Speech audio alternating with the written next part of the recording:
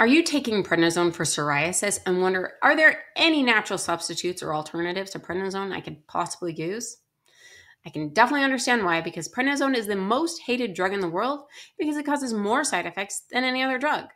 So I went through the natural medicines database to find exactly the evidence supporting some natural substitutes and alternatives to prednisone, and they rank it according to the quality of the evidence. So I'm going to share the good news of the most effective things, followed by the less effective things that might not help because the evidence just isn't that great yet. And finally, at the end, if you have no alternative but to take prednisone, I have a solution for you.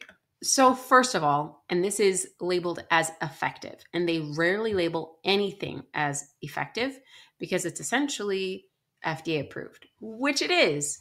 For psoriasis, light therapy is effective. UVB light or Sorlins with UVA, ultraviolet A, is effective for the treatment of psoriasis. So getting the light therapy you need, whether it's in a light box at your dermatologist, or whether it is getting natural sunlight, being careful, getting the right balance of that, is effective to help with psoriasis. Next is likely effective.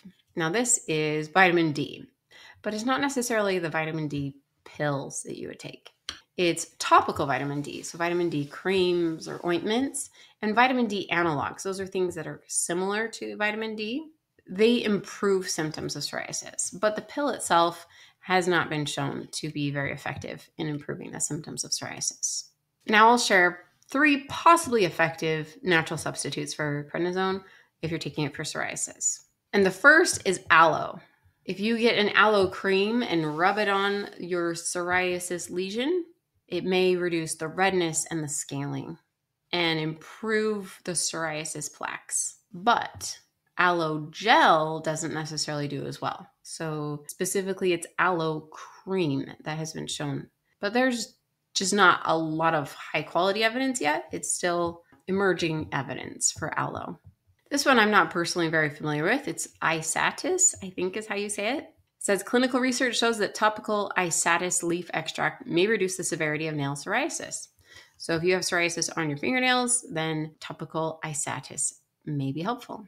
And the third, possibly effective, is Oregon grape extract. It can modestly decrease the severity of psoriasis and improve your quality of life when compared with placebo.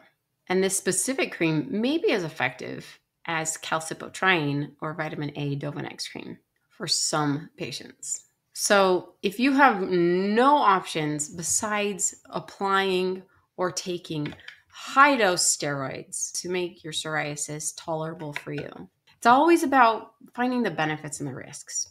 And the benefits of treatment, if you're having a bleeding plaque and it's horrible for you, may outweigh the risks of these side effects. But what if there was a way to minimize the risks even further so that the benefits of treatment outweighed the risks? Well, that's exactly what I decided to do when I had been taking prednisone for 8 months. I realized that the reason prednisone is causing side effects is because it's stealing nutrients from our bodies. And so if you were to give back those nutrients, you'd feel like yourself again because you'd be replenishing that nutrient depletion. And so what I did is I invented Nutrinizone. I discovered exactly which nutrients prednisone is depleting, and I included them in there in the exact right dose that you need. And then I also found ingredients to help counteract side effects. And so what you do is you take prednisone in the morning, as you normally do, along with 2 morning capsules. And then you take 2 bedtime capsules, and you can just go to Nutranize.com to get it today. Go to Nutranize, Nutranize.com today to get the support you need while taking prednisone. Signing off is Dr. Megan, your prednisone pharmacist.